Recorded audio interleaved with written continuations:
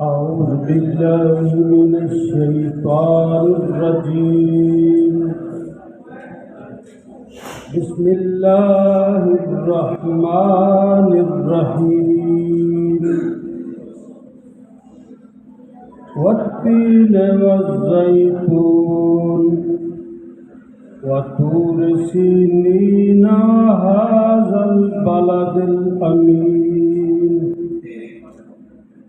لقد خلقنا الإنسان في أحسن تقويم ثم رددناه أسفل سافلين إلا الذين آمنوا وعملوا الصالحات فلهم أجر غير ممنون. فما يكذبك بعد بالدين